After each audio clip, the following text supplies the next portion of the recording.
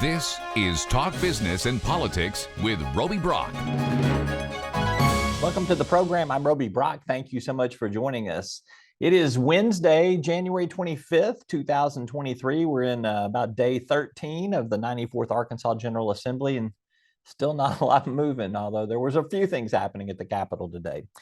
We are going to sit down with Senator Greg Leding. He's a Democrat of Fayetteville. He's also the Senate Minority Leader, to talk about what is and what is not happening, including a little prank that went on in the Arkansas Senate today. And other than that, we're going to play you a clip from this last weekend's Capitol View program, where I sat down with Representative Aaron Pilkington, Republican of Knoxville, and Representative Jamie Scott, Democrat of North Little Rock, to talk about how they have found a way to work in a very bipartisan fashion on issues where they have agreements and disagreements. It's actually one of the more refreshing things you will have heard once you take a look at it again a second time. All of that and more on today's Talk Business and Politics Daily. Talk Business and Politics Daily is brought to you by Wright Lindsay Jennings Law Firm, Impact Management Group, and these sponsors. We proudly deliver reliable, affordable, responsible power across Arkansas. But demand for electricity is strained by the elimination of sources we need for always-on reliability. And adding intermittents like wind and solar cannot replace workhorses like coal and natural gas that we all count on. Power must be balanced for your needs and our mission. Reliable, affordable, responsible. We're the Electric Cooperatives of Arkansas. Connection. It's the heart of what we do. It's why we work to better the communities where we live and work. It's why we're expanding to get people connected and create digital equity programs that support affordable internet and digital literacy. We're leaders for positive change. From the way we empower our people, clients, and communities to the way we care for our planet. We live our values every day. We're Cox Communications, and we're pleased to connect with you. Together we can create an Arkansas that places children and families at the very top of the agenda. We can create the type of Arkansas that we have always imagined. Arkansas Advocates as an organization is the glue that can put all those families' voices together.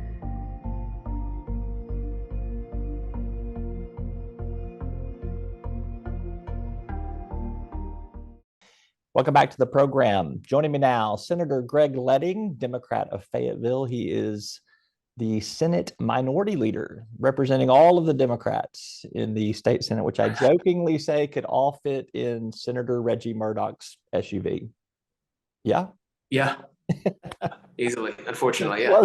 It's a close-knit caucus. No, I'm not belittling that at all. You guys have a strong voice in there and did some talking today, as a matter of fact. Are y'all getting, first of all, thank you for being with us, Senator. I appreciate you taking some time. Did y'all get anything accomplished today besides giving the new Senator Crowell a little bit of grief there? Was he caught off guard by that? He was. It's sort of a tradition. The first time a first-term member goes down there to run a bill, we have some fun with them, and they generally aren't supposed to know. And I've never seen it work quite as well as it did today. Senator Crowell looked like he wanted to run away and hide. I don't think he realized what was happening. But ultimately, we passed his bill unanimously. But yeah, not before giving him a very tough time. Yeah, he ran a bill to separate the sheriff's office and the tax collector's office in Hempstead County. But when Senator Hickey objected and seemed angry about it, I thought he looked like a deer. And Senator Dismick there, and people were asking.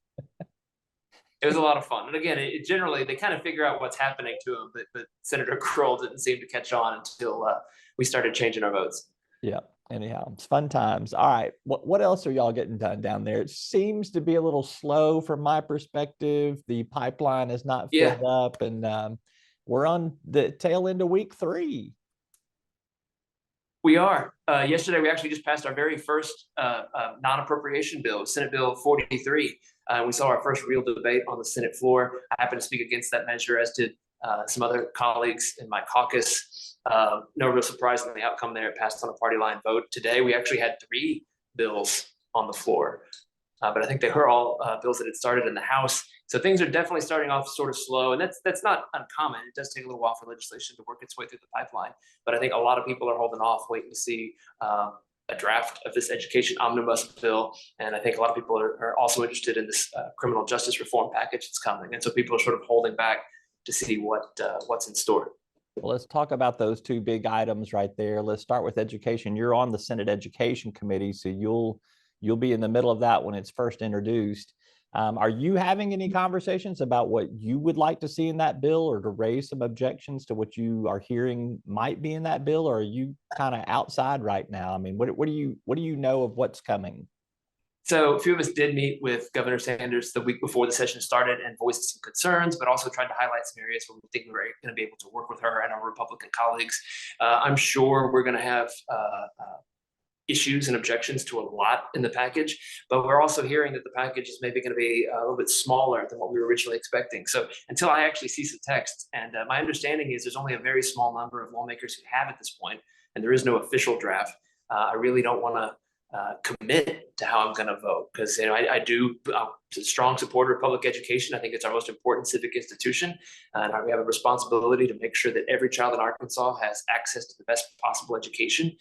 So if there are ways that we can work together with the governor to achieve that, I'm all for it.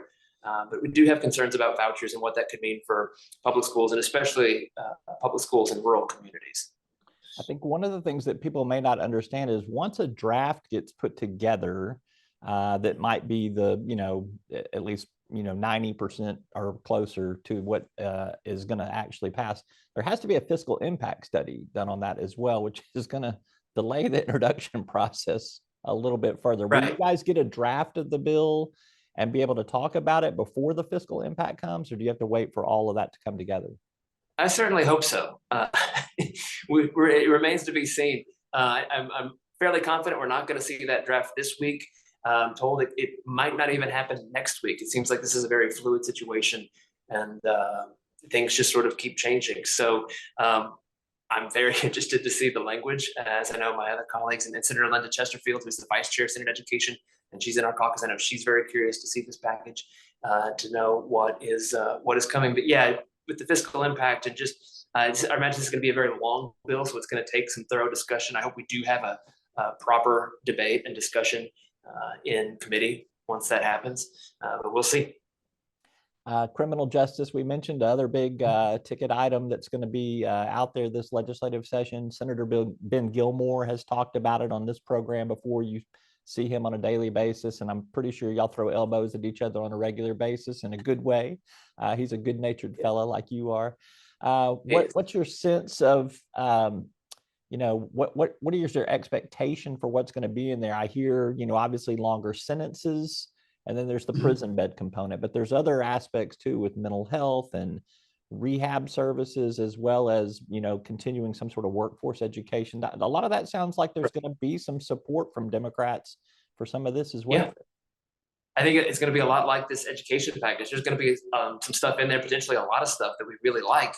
It's just going to be a question of how do we handle the stuff that we don't, and is that enough to get us to, feel like we can't support the bill. But I have been talking to Senator Gilmore. In fact, had a conversation with them just yesterday, because I've been working on some criminal justice reforms of my own with some advocates, and thinking there might be a way to fold those into this package. And he was open to that, so I hope to have some conversations with him in the coming days. Obviously, the new Attorney General, I think, is driving a lot of this. And so I do expect that there are going to be some measures in there to kind of clamp down, but hopefully we can see some constructive solutions, because I do not believe, and I don't think anybody in our caucus believes, that the right solution, the only solution to the capacity issues we're seeing in Arkansas is just to add more beds. That just commits us to millions of dollars in construction, but also just the ongoing cost of maintaining these facilities. So I'm hopeful we can come up again with some constructive solutions to ease these capacity issues without committing the state to just hundreds of millions of dollars down the road. I'm going to play devil's advocate with you on that. I mean, it's the solutions that you're talking about to fix some of the long-term problems are going to take a long time to work through the system. And I think people are looking for a much more immediate solution to the crime problem right now, and in terms of protecting citizens. I hear this argument a lot. We're a state that incarcerates people at a very high rate, and it has not deterred crime. I would counter that it's because a lot of them are getting out of jail with a 1/6 or 1/7 of their sentence. I mean, there's no incentive to be penalized, or there's no penalty per se when you're in and out the door in like a revolving door. That's why I think that the sentencing's not working. Well, having toured a couple of prisons, I would say having to spend any amount of time locked up is certainly a disincentive. We might need to look at some sentencing reform, but I still don't know that locking, certainly violent offenders need to be kept away so we can keep communities safe. But I think we have a lot of people in prison who don't necessarily need to be there for as long as they are. And if we can come up with programs to help them become more productive members of society, a big part of this is to reduce the recidivism rate, make sure that we have support networks in place, both in and out of these facilities, so that while they are finishing their sentence, they can prepare for life on the outside. And then once they're outside, they can get a job, they can live a productive life. So I think there's just a lot there. I mean, you're right, a lot of these things do take time, but I think there are steps that we can take to relieve these capacity issues that will be put in place certainly much sooner than having to build an entirely new prison. I mean, even if we broke ground today, we're looking at probably a couple of years at most before that facility is ready. But I think there are steps we can do to help relieve the strain on our county jails. Certainly, I know back home in Washington County, we've got issues there, as a lot of counties do across the state. I don't think you disagree with this statement, but again, I'm just pushing back a little bit from where I kind of see some things here is you do have violent offenders that are getting out of jail much earlier than they should in terms of, I mean, you look at somebody that commits a crime because they're out on parole, and you see what they were in for, and it should be 20 years and they're out in 2.5. I mean, I think this is where the public is concerned about why we need more prison beds and why we need more longer sentences, because what we're doing now is not working. I know you say that there's a lot of people that probably aren't violent offenders that are in those prisons, but a lot of people who are violent offenders are not in those prisons because they've been released early. How do you counter that argument? But I think there is some merit to that. But again, I think it comes back to making sure that we have resources for these individuals once they're out, that we can help them become productive members of society to where they're not likely to commit crime again. There might be, again, I think there is merit to the idea with some sentencing reform. But I think, in terms of addressing the crime rate long term, we have to do more to provide social safety nets, to make sure we have strong public schools and a strong education system so that we can have people on a more productive and constructive path in their life and not turn to crime. It's a complex issue. And a lot of times, unfortunately, especially when we're out campaigning, we try to boil this down to just very simple things that people can understand, like let's build a new prison so we can lock people up. Okay, but it is so much more complicated to that. And I still think there are many more constructive ways to address these issues. Yeah. Constructive ways that you're suggesting, and just building more prisons. It's all got big price tags too. I just remind everybody of that. We're talking hundreds of millions of dollars any way you slice and dice that. Yeah.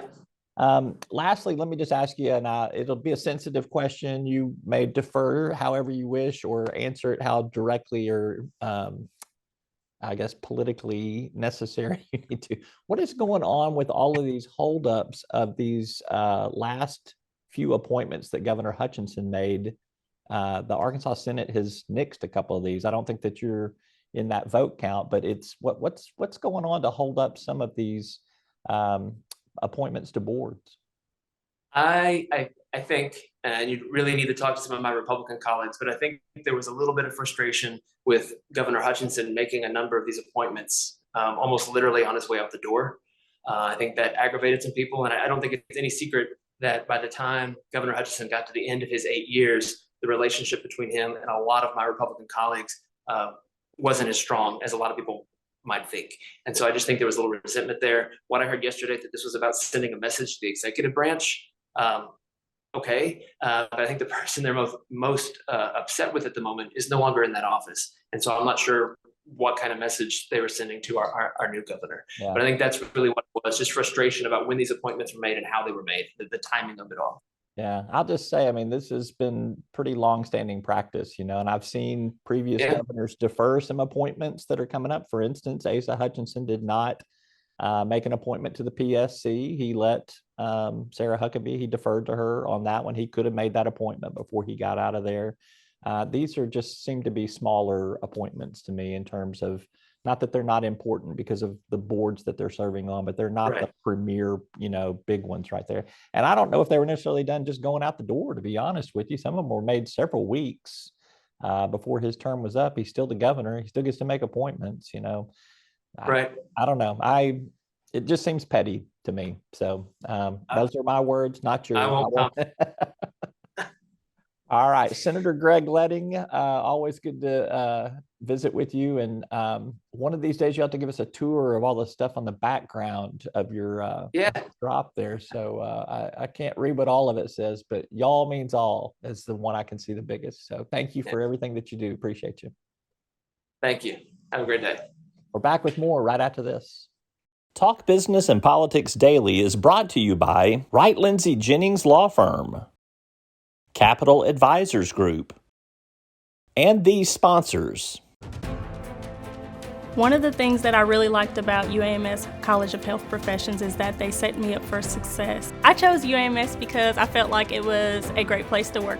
My grandmother was diagnosed at UAMS for multiple myeloma, and I felt like it would be a great way to pay back the place that helped my grandmother so much.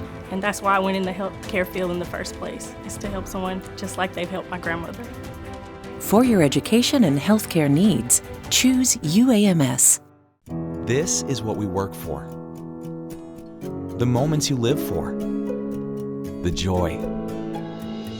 The heart. The wonder. At Entergy, we're dedicated to powering each moment. Today and for future generations. So we're leading the way with a cleaner, more reliable power grid to power every day. Because these moments matter. We power life. Entergy. Well, for those of you who like bipartisanship, for those of you who like to see things work as kind of the framers of the Constitution intended, which is that everybody from different sides of the aisle, different perspectives, try to find ways to work together and find common ground.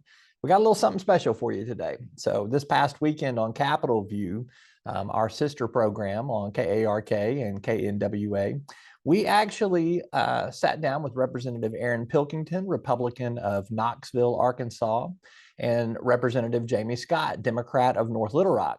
The two of them have found a way to work together across party aisles on a number of different issues. And sometimes they agree, sometimes they disagree, but at the same time, they've maintained a friendship. It's pretty refreshing. Here's what they had to say.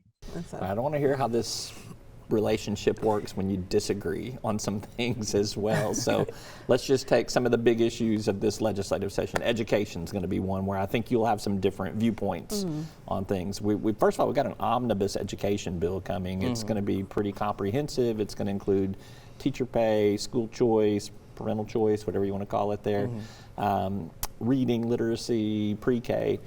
How do you guys work through disagreements? Our relationship started at a disagreement, right? No, I would say, it really blossomed, when we had the Stand Your Ground debate. Obviously, I was running that piece of legislation. She was diametrically opposed to it. But I just think in that process, it was about like having respect for each other. I think Bart Hester in his opening address talked about, understand that everyone has good intentions. I think that's what he said, or something around that. And so I think she's not coming from a negative spot where she's trying to, hurt me. She just wants to represent her people and address the concerns they have. And same with me, that I was. Did you change your bill any with her concerns?